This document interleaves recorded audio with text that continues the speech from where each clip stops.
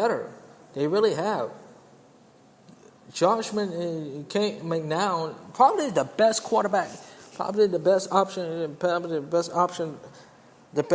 I see a quarterback play for the Jets since, let's be honest, since Chad Pennington. He's throwing the ball effectively, and McNown is now one of the leaders in completion and accuracy. You never heard that from the Jets in a while. An accurate quarterback. Even though they beat a Browns team that is abysmal Browns team, and I can't. There's nothing left to say about the Browns. But anywho, and their defense. Well, the Jets' defense is the Jets' defense.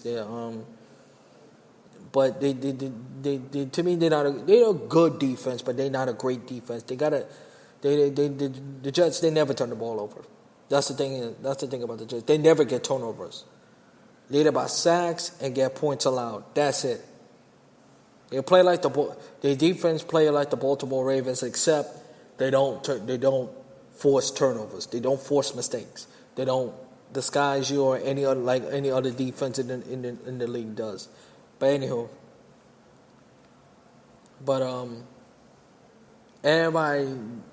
everybody picked the Jets to be last, including yours truly, and to hear that not only they in first place but 3-2, that is a real big turnaround, and I can't really give Todd Bowles. You know what? If you're a Jets fan, you should be thrilled right now. Could this optimistic?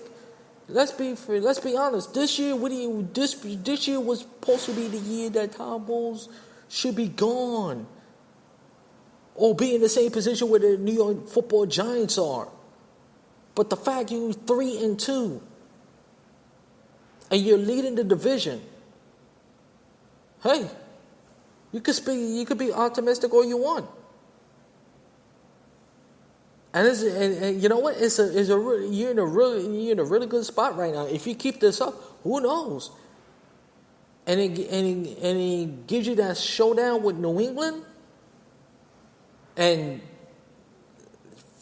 since Brett Favre joined the Jets and the Patriots has now become a big time game, even though the Patriots always win. The Jets and Patriots game has always been big. Always. What Jets game has not been big when they have been I don't know, optimistic or whatever the case may be. But the Jets look like a playoff contender. And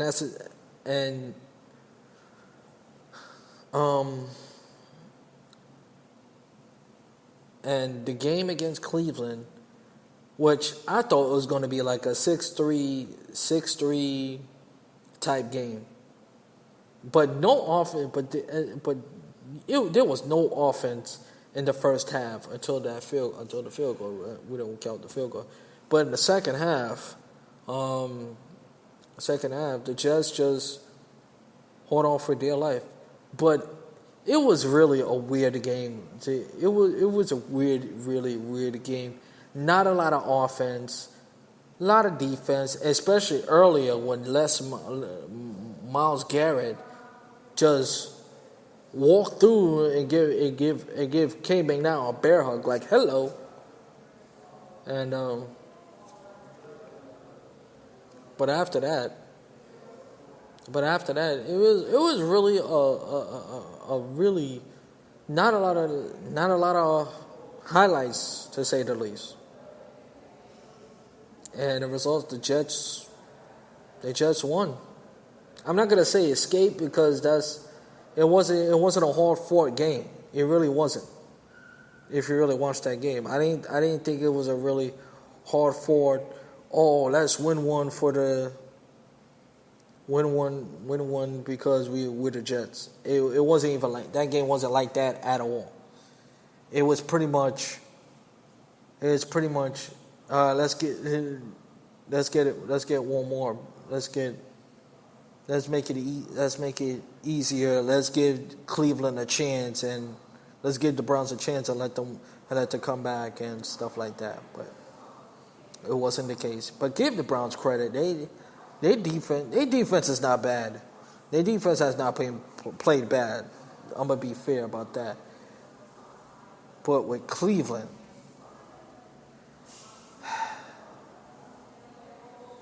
to me, they front office. Let's be honest, they don't know what the hell they're doing. In 2017, the Cleveland Browns was remade since they bring the Cleveland Browns back from the NFL since 1999, and they only have one playoff appearance, 2 winning seasons. When do at some point they're gonna make a change? When do at some point where enough is enough? Enough is enough. Like really, when do at some point they have to get a guy that know what they're doing, and they need a guy who could turn around quickly. And let's be honest, there's no other coach that could turn around. There's also quick turnaround. They do quick turnarounds.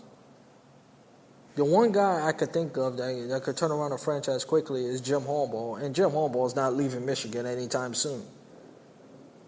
Other than that, if there's any coach, veteran coach that could turn around a franchise quickly, the answer is no.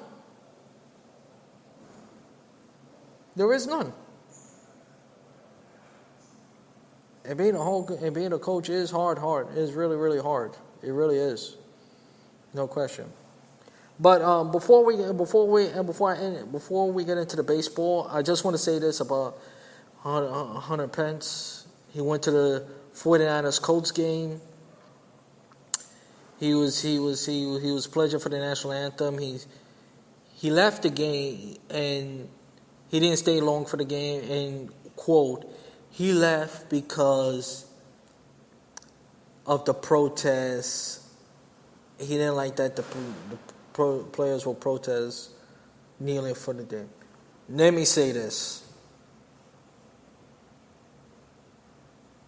If you was a real football fan, and first of all, Pence, you did this for a publicity stunt. You know it, and I know it. So and this is the thing I hate. And by the way, this is the thing I hate with the Trump administration.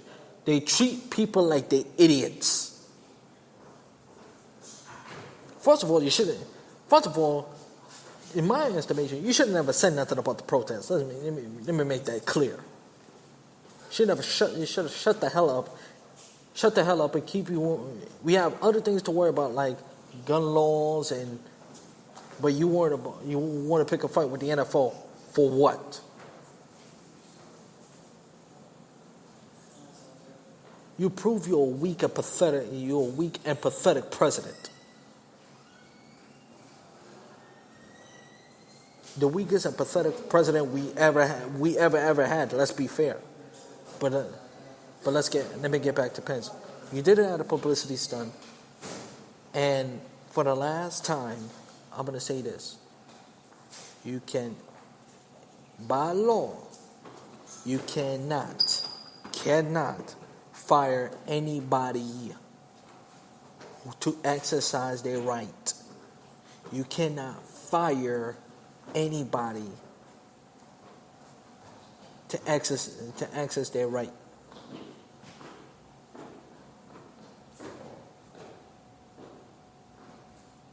The bottom line is this, and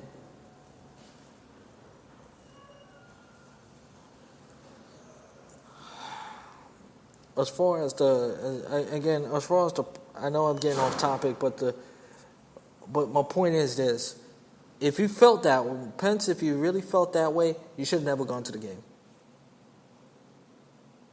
You always want to make the story, Trump and Pence, you always want to make the story for what it is. And I'm getting annoyed by it. And it's really, really, really annoying. And I'm getting really sick and tired of them. I hope they get impeached pretty soon. And about the NFL protests. As I said as I said in the last podcast, to me, the flag, to me,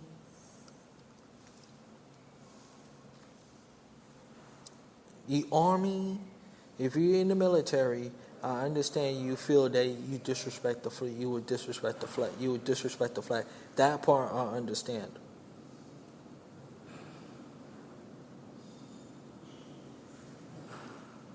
But then again, let's not forget, this is America.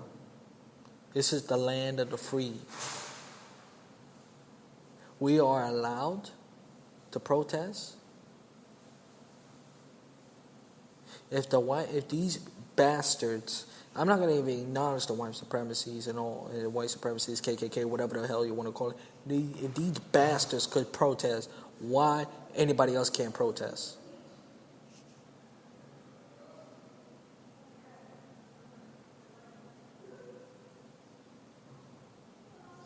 And the only guy I want to hear from, really, is Colin Kaepernick. Where is he? Where is Colin Kaepernick? Where is Colin Kaepernick? Seriously. Where is Colin Kaepernick? And when all these protests is going on, and Donald Trump says something a couple of Fridays ago, or I should say last month I should say. Where is he in all this? I would love to hear from Kaepernick. That's what I'd love to hear from. But enough about the Pence and the protests in the NFL. I said I'm gonna close the book on the NFL. Let's focus on the 2017 baseball season as the postseason, as I said on top of the show, as I said in the opening, as the Houston Astros defeat the Boston Red Sox by the score of 5-4, and the Astros are moving on to the American League Championship Series and await the winner.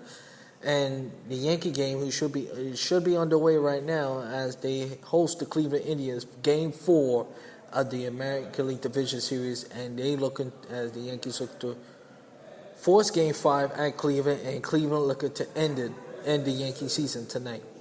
And Severino will go for the Yankees, and Trevor Bauer, I'm about to say Tony. Trevor Bauer looking to give Cleveland a berth against the Houston Astros.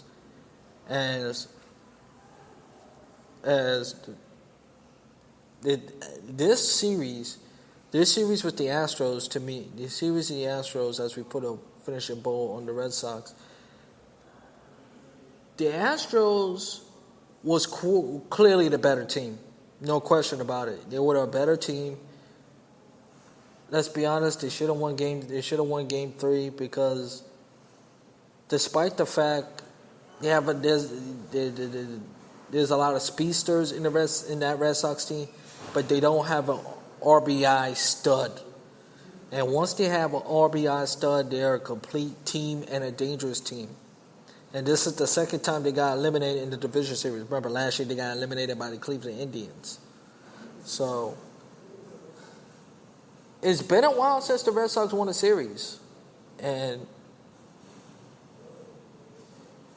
they was leading. Remember, they was leading in the 7th inning by the score of 3-2. 3-2. Or 4-3, right around there. And I have to admit, I thought the Red Sox was going to win that, force a Game 5, but give the Astros credit, they came back and win the series. Now, and they move, and with